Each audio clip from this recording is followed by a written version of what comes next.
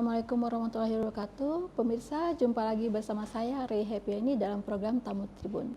Di kesempatan yang istimewa ini telah hadir tamu juga istimewa, yaitu Bapak Eko Agus Sugianto. Pak Eko adalah Sekretaris Kormi Sumsel. Betul. Selamat datang di Kreatif, Pak. Ya. Ya. Nah, hari ini kita akan bicara tentang persiapan Sumsel Bugar dan persiapan kontingen Sumsel ke Pornas 8 di Nusa Tenggara Barat. Nah, Pak Eko, sebelum kita masuk pada bahasan kita hari ini, mungkin kita update lagi nih, apa itu Kormi? Ya. Nah, ya silakan Pak Eko. Baiklah, makasih Mbak Yeni.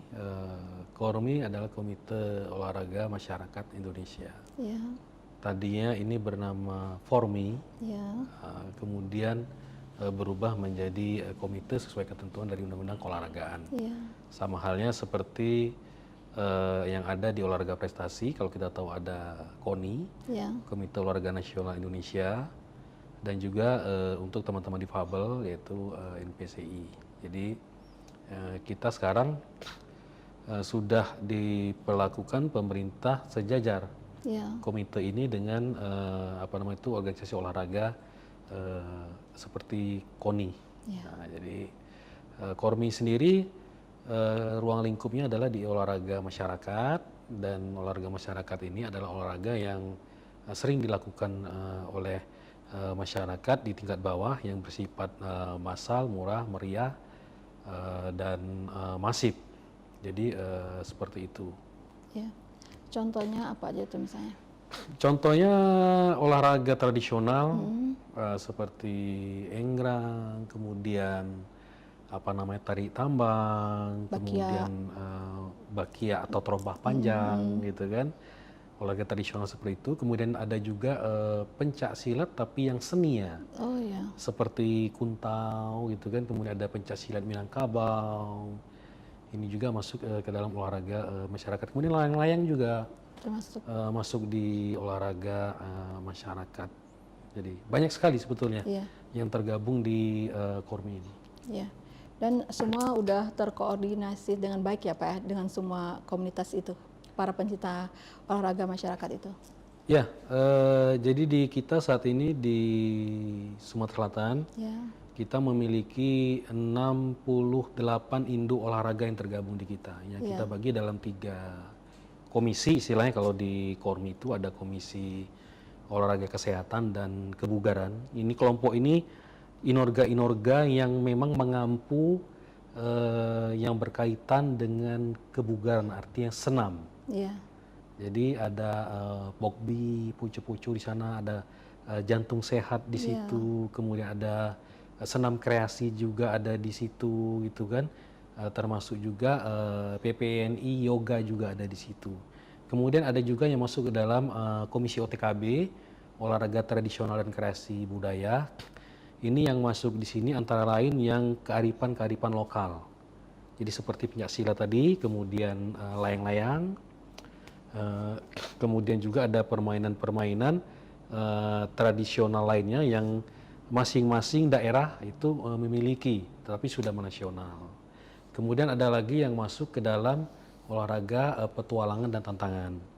Yang ada di sini adalah yang memacu adrenalin tentunya, seperti IOF, off-road, itu ada di kita. Dulu itu kan ada masuknya di IMI, tetapi sekarang IOF bergabung ke Kormi. Kemudian ada juga yang airsoft gun, kemudian anak-anak BMX, itu juga masuk di OPT. Termasuk juga lari trail. Lari trail ini unik sebenarnya kan. Kalau kita biasa tahu kan lari itu di jalanan, maraton gitu kan. Tapi kalau lari trail itu larinya itu 80% lintasan itu harus non aspal. Jadi dia di jalur-jalur berbatu dan tanah. Kemudian 20% itu dipersilahkan untuk di aspal. Nah, ini unik. Jadi tapi peminatnya spesifik, namun sekarang sudah berkembang. Kalau di internasional tuh sangat banyak sekali penggemarnya, dan di Indonesia sekarang lagi berkembang untuk lari trail gitu. Di Sumsel sendiri gimana? Di Sumsel sendiri kita juga udah banyak yang melakukan kegiatan lari trail ini, Dan terakhir, waktu kita lihat pada saat Pornas, kita tidak kekurangan pegiat di Bandung, Jawa Barat, dan kita memperoleh medali emas di sana. Oh iya. Ya. Berarti untuk Sumsel udah bisa diharapkan itu ya Pak ya? Sudah. Iya, alhamdulillah. Nah, sekarang kita masuk ke bahasan pertama tentang Sumsel Bugar. Nah, Ya. apa itu Sumsel Bugar, Pak? Silakan. Nah, Sumsel Bugar ini dulu tercetusnya karena kita pernah diskusi rapat dengan Dispora dan dengan Kemenpora juga, juga dengan Kormi Nasional di Jakarta ketika rilis Sport Development Index atau indeks kebugaran olahraga yang ada di Indonesia. Sumsel ini termasuk agak rendah tingkatnya dibanding provinsi lainnya, tingkat kebugarannya.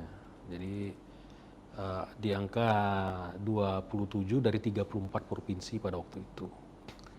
Dan bagaimana upaya kita untuk meningkatkan kebugaran masyarakat ini, angka SDI ini, maka kemudian kita cetuskan waktu itu setelah berkonsultasi melaporkan dengan Pak Gubernur untuk melakukan gerakan Sumsel Bugar. Jadi Sumsel Bugar ini pada waktu itu di launching tahun 2021 oleh Pak Gubernur Herman Deru di Jakabaring Sport City. Waktu itu dibarengan dengan kegiatan senam massal, karena memang bugar ini kan harus menyentuh ke masyarakat yang murah, meriah, dan massal gitu kan. Jadi ada dua olahraga yang kita lakukan, senam massal dengan sepedaan waktu itu, yang memang lagi tren. Nah, sebetulnya tidak mengikat ke dua olahraga ini aja. Olahraga-olahraga lain pun yang ada dalam ruang lingkup olahraga masyarakat dan olahraga prestasi pun itu bisa masuk ke dalam gerakan Sumsel Bugar ini. Dan ini program rutin dari Kormi tiap tahun. Jadi kita itu tiap tahun ada 3-4 titik di Sumatera Selatan yang kita lakukan pemasalan untuk olahraganya. Terakhir itu yang kita lakukan di Kabupaten Lahat tahun 2024. Di lapangan MTQ, dan peminatnya sangat luar biasa sekali, overload. Jadi lapangan itu sampai nggak muat karena saking antusiasnya masyarakat daerah terkait kegiatan Sumsel Bugar ini, seperti itu. Itu pencanangan tahun 2021, sekarang tahun 2025. Kelihatan nggak dari indeks 37 sekarang ada nggak update-nya? Indeks kita udah berapa nih? Setelah 5 tahun berarti ya? Iya, makanya kami saat ini kan lagi dilakukan survei oleh Kemenpora terkait dengan tingkat kebugaran yang ada di Indonesia. Jadi sedang berlangsung saat ini. Kita lihat aja hasilnya nanti seperti apa setelah mereka rilis gitu kan. Ya, karena Sumsel Bugar ini kan salah satu komponennya untuk menaikkan tingkat kebugaran selain infrastrukturnya. Jadi sebetulnya ada 9 komponen yang masuk di penilaian itu, dan yang paling utama itu yaitu tadi terkait aktivitas fisik, kemudian yang kedua itu infrastruktur penunjangnya, yang kita maksudkan di sini adalah tempat masyarakat untuk berolahraga, apakah itu lapangan, apakah itu tempat-tempat ruang terbuka untuk masyarakat bisa beraktivitas melakukan gerakan-gerakan olahraga. Kemudian ada juga dukungan terkait anggaran pemerintah bagi pemasalan olahraga ini. Itu juga termasuk di situ salah satunya. Kemudian standarisasi juga masuk di situ. Nah, oleh karena itulah dari sekian banyak komponen tersebut yang menjadi ranah dari kami, dari olahraga masyarakat, ialah pemasalan. Itu yang kita lakukan melalui gerakan Sumsel Bugar. Kormi Sumsel kan Pak ya, artinya kan mencakup Sumsel, tentunya ada koordinasi dengan kabupaten dan kota se-Sumsel ya Pak. Karena saya lihat tuh di Palembang lah, di Kambangiwa, saya pernah baca itu ada sengaja dibuat untuk jalan kaki ya, supaya sehat gitu ya. Nah, mungkin bagaimana koordinasi dari Kormi dengan cabang-cabangnya di kabupaten dan kota untuk mensukseskan gerakan Sumsel Bugar ini? Ya, jadi kami tiap tahun itu kan melaksanakan agenda rutin organisasi, yaitu rapat kerja. Jadi di sanalah kita paparkan kepada teman-teman Kormi yang ada di 17 kota Sumatera Selatan terkait kegiatan Sumsel Bugar ini. Itu pertama, agar mereka paham, mengerti tentang gerakan Sumsel Bugar secara teoritik. Kemudian untuk praktiknya di lapangan, kami tiap tahun, makanya saya sampaikan tadi, kita ada 3 atau 4 titik yang kita lakukan secara bergantian. Jadi misal kita tahun ini titik pertama itu di Kota Palembang. Oh ya. Rencana di tanggal 2 Mei nanti di lapangan Bumi Sriwijaya. Karena target kita ada lebih kurang 1.500 orang yang akan hadir di sana nanti ya. Nah ini kita harapkan teman-teman Kormi yang ada di Palembang, Inorga yang di Palembang, dan masyarakat yang ada di Palembang itu mereka bisa ikut di sana nantinya gitu kan, dan mungkin ini salah satu stimulus saja. Selanjutnya silakan mereka melaksanakan kegiatan tersebut di wilayah masing-masing gitu kan. Nah setelah itu kami akan melaksanakan juga di Kabupaten Ogan Komering Ilir rencananya, kemudian di Muara Enim dan di Musi Banyuasin. Dalam waktu dekat ini. Kalau 2 Insya Allah Mei, di tahun ini, insya Allah di tahun 2 ini. Mei udah deket nih. Ini Udah deket, udah mau yang akhir paling deket. April. Ya. Apa tuh kegiatannya nanti di Bumi Sriwijaya itu? Untuk yang di titik pertama ini kita akan melaksanakan sama senam massal di lapangan Bumi Sriwijaya, kemudian menampilkan atraksi dari teman-teman Inorga. Oh ya. Ya, jadi di sana nanti ada apa nama itu teman-teman Inorga yang akan tampil seperti dari Kosti, komunitas sepeda tua Indonesia, kemudian ada juga dari Cheerleaders. Akan tampil di sana juga, dan Panahan itu akan tampil juga, kemudian mungkin nanti Breakdance akan kita ajak juga untuk di sana. Jadi rame-rame lah, jadi di lapangan itu kita penuhi dengan atraksi teman-teman gitu kan, biar publik tahu tentang olahraga masyarakat, teredukasi.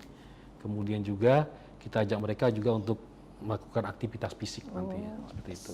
1.500 orang kurang lebih yang berpartisipasi ya. Insya Allah dari hitungan kami seperti itu, bisa lebih, kalaupun kurang juga nggak banyak biasanya. Oh iya.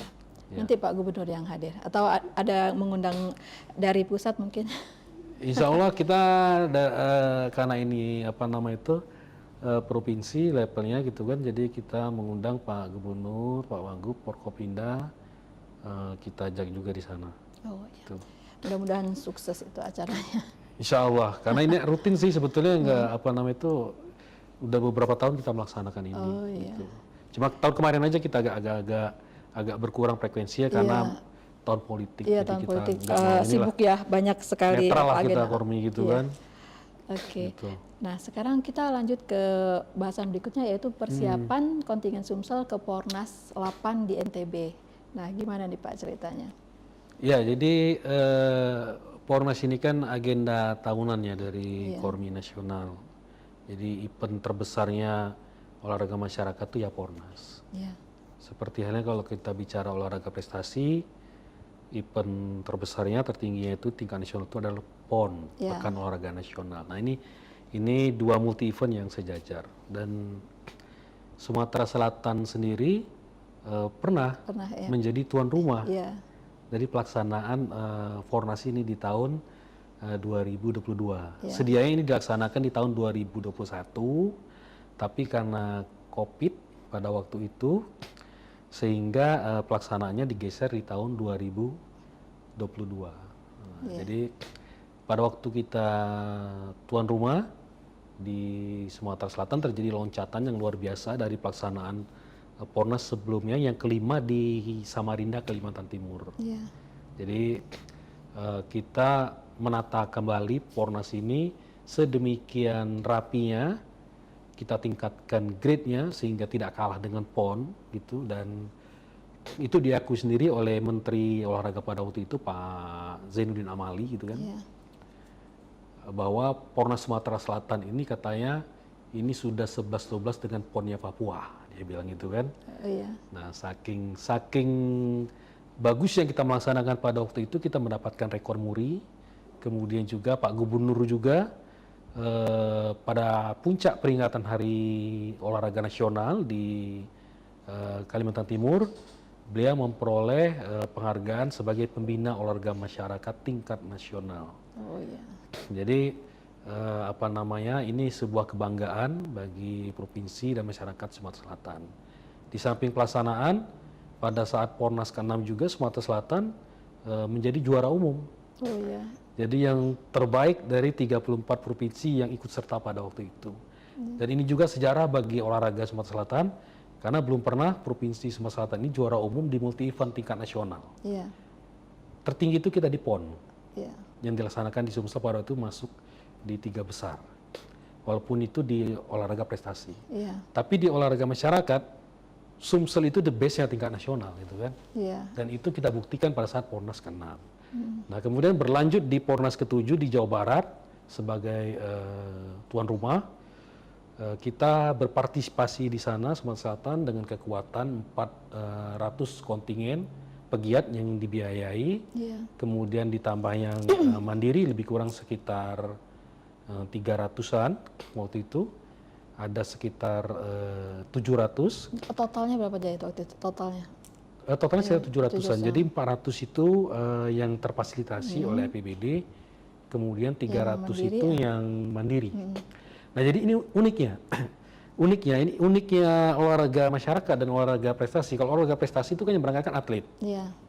Semua difasilitasi oleh pemerintah. Iya. Ya kan? Dan kita tahu sendiri standarisasi atlet seperti apa. Usianya, tingkat kebugarannya gitu. Tapi kalau di olahraga masyarakat itu ada yang terfasilitasi, tetapi juga banyak juga yang berangkat secara mandiri. Iya. Unik. Nah, Iya. ini kan tidak kita temukan di olahraga prestasi. Dan yang ikut serta pun pegiat yang berpartisipasi pada lomba di Pornas pun itu usianya dari balita, ada yang kelas 5 tahun, ada yang remaja 10-15 tahun, kemudian dewasa 30 tahun, kan 40 tahun, ada juga yang lansia Oh iya. yang umur 60-70 tahun. Oh iya. Dari Jadi- Sumsel ada dari Sumsel. Ada. Nah, ini unik khasnya di olahraga masyarakat. Nah, jadi kekuatan kita waktu itu ke Jawa Barat sekitar 700 pegiat yang terdaftar di kita. Dan hasilnya Sumatera Selatan dari tadi juara umum di kita gitu kan.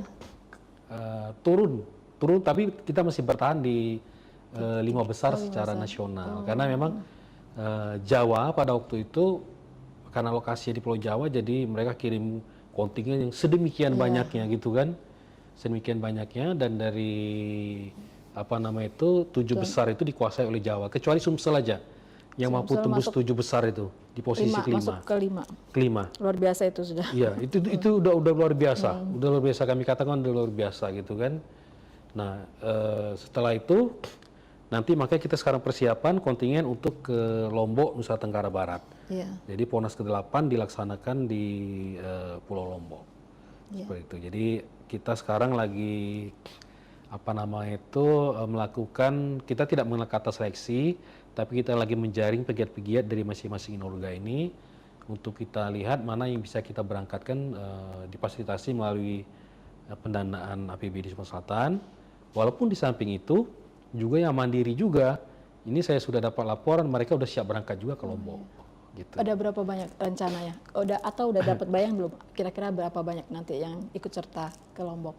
Untuk yang ke Lombok yang terfasilitasi, hasil rapat kami dengan Dispora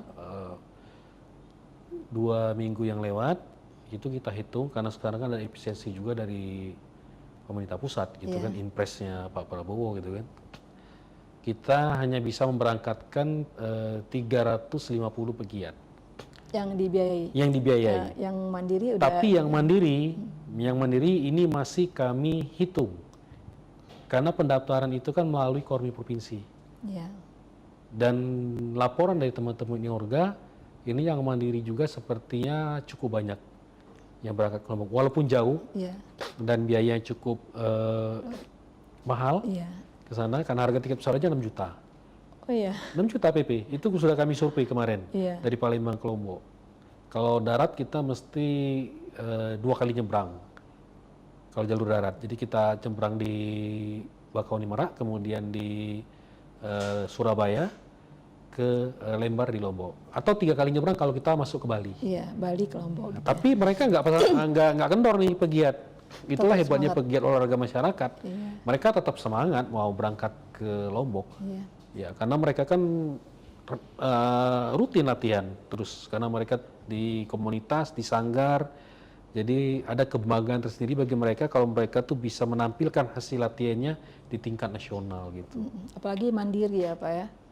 Iya, jadi cerita menarik. Ini cerita menarik, teman-teman pegiat itu ada yang udah nabung. Oh ya. Jadi mereka udah tahu nih, begitu berakhir kemarin di Sumsel, mereka nabung untuk berangkat ke Bandung, Jawa Barat. Begitu selesai Jawa Barat pulang, mereka saving, udah tahu, oh 2 tahun lagi kami akan Pornas di Lombok, Nusa Tenggara Barat. Jadi mereka udah saving, gitu. Iya. Itu uniknya. Rata-rata apa aja tuh Inorga untuk yang mandiri ini? Untuk yang hampir semua sih ya, Ini semua ya. hampir semua. Jadi contoh marching band. Marching band kita ada 2 inorga, yaitu IDCA dan FIBI. Itu kemarin di Bandung, mereka itu mayoritas itu mandiri semua. Jadi sekolah-sekolah ini kan rata-rata punya kelompok marching band ya. Iya. Mereka sering latihan, tapi mereka mencari ruang untuk berkompetisi. Nah itu yang mereka manfaatkan. Gitu. Jadi mereka bahkan dari pihak sekolah ikut mendanai mereka juga, selain orang tua mereka. Jadi mereka patungan. Semangatnya tuh besar dari mereka ya. Besar sekali. Belum lagi yang kayak breakdance. Breakdance ini kan ada juga yang kelas anak-anaknya, yang usia 5-10 tahun, yang masih SD, SMP. Nah ini juga mereka kadang-kala nggak mau terfasilitasi. Udah kami berangkat sendiri aja dengan orang tuanya. Iya. Jadi orang tuanya satu keluarga dengan anaknya berangkat. Jadi anaknya ikut tanding, habis tanding mereka jalan-jalan. Sambil rekreasi. Sambil rekreasi. Luar biasa ya, Pak. Seperti itu. Bahkan uniknya ada yang satu keluarga itu main semua. Oh ya. Ada. Kita nyebutnya pegiat ya Pak ya. Kalau Pegiat. untuk Bukan atlet. Kalau atlet itu makanya saya bilang tadi, kalau atlet dia punya standarisasi. Iya. Kalau pegiat dia enggak. Iya. Nah Pak, yang untuk pendanaan dari pemerintah ya, kan tadi udah 300 kurang lebih yang mau diangkut ke sana. Nah persiapan mereka sejauh ini gimana Pak? Saat ini kita istilah kalau diprestasikan ada TC lah ya, Training Center Pemusatan Latihan. Iya. Kalau kita kemarin hasil rapat koordinasi dengan teman-teman Inorga, ini agar dilakukan secara mandiri, artinya dilaksanakan oleh masing-masing Inorga. Iya. Karena mereka memang sudah rutin, jadi kayak yoga misal, mereka udah rutinitas setiap minggu mereka latihan. Cuma diintensifkan saja untuk dalam rangka mengikuti Pornas. Jadi itu yang mereka lakukan sekarang. Makanya kita dari Kormi, mereka kita minta mengajukan usulan dari pegiat. Siapa yang akan diberangkatkan untuk kategori perlombaan apa? Iya. Gitu. Nah dari situ kami akan melakukan seleksi lah, verifikasi lah. Mana-mana yang kami anggap berpotensi untuk menghasilkan medali. Walaupun ini olahraga masyarakat, tapi ada kebanggaan gitu kan. Karena ada klasemen akhir nantinya di situ. Nah nanti yang di luar itu, itulah yang akan melalui mandiri. Seperti itu. Dari kita udah mendekati akhir nih. Nggak terasa udah hampir 30 menit. Jadi Pak, dari 2 persiapan tadi, pertama untuk Sumsel Bugar, terus kemudian persiapan kontingen Sumsel untuk ke Pornas. Nah, kira-kira dampak yang diharapkan ke masyarakat Sumsel umumnya ya, apa tuh Pak? Dampak kita pertama jelas, ini cita-cita kami di Kormi kan, kita akan meningkatkan tingkat kebugaran masyarakat. Itu tujuan pertama kami, karena Kormi ini kan semakin banyak orang mau berolahraga, itu merupakan keberhasilan bagi kami. Apapun olahraganya. Sebetulnya tidak bergantung di olahraga masyarakat, karena dalam struktur olahraga secara nasional, piramid olahraga istilahnya, dasarnya, pondasinya olahraga itu ada di olahraga masyarakat. Kuncinya di situ. Makanya kalau kita ingat dulu di zamannya Orde Baru dulu, ada istilah memasyarakatkan olahraga dan mengolahragakan masyarakat. Iya. Sejatinya itulah tugasnya Kormi. Iya. Nah, jadi semakin banyak masyarakat yang mau berolahraga, beraktivitas fisik, gitu kan, kita akan banyak membuka ruang bagi bibit-bibit calon-calon atlet nantinya yang bisa dikembangkan lebih lanjut di olahraga prestasi. Jadi kalau puncaknya kan olahraga prestasi kalau piramid itu. Nah basicnya itu dari olahraga masyarakat. Nah bagi yang tidak ingin menjadi atlet, ya artinya dia meningkatkan kebugaran tubuhnya sehingga ini membantu pemerintah untuk mengurangi jumlah masyarakat yang terpapar penyakit. Iya. Ya kan? Kalau bugar kan penyakit kan akan berkurang. Artinya harapan kita orang yang berobat ke instalasi kesehatan itu berkurang sehingga beban pemerintah itu tidak akan terlalu besar gitu kan. Walaupun ada komponen lainnya selain aktivitas fisik mungkin dari asupan makanan, kemudian juga pola hidupnya juga gitu kan. Tetapi salah satu upaya yang kita lakukan adalah melakukan aktivitas fisik untuk meningkatkan kebugaran tadi. Jadi Seperti nanti itu. Setelah semua persiapan ini usai, kemudian dilepas kapan tuh kira-kira nanti? Pelepasan kontingen. Biasanya kita kalau pelepasan kontingen itu sebelum keberangkatan sekitar 1 minggu atau 2 minggu lah sebelum keberangkatan pelepasan kontingen. Iya. Jadi tidak terlalu lama jeda waktunya gitu kan. Karena nanti mereka kan begitu dilepaskan harus sudah pakai seragam. Jadi udah pakai seragam. Kalau yang terdahulu 2 kali Pornas, yang pertama kita dilepas itu di Pornas 6 di halaman kantor gubernur oleh Pak Gubernur langsung. Kemudian waktu ke Jawa Barat kita dilepas di Gria Agung pada waktu itu. Dan untuk yang ke NTB kita belum tahu di mana. Tapi bagi kami tidak ada masalah, mau dilepas dimanapun tidak ada masalah.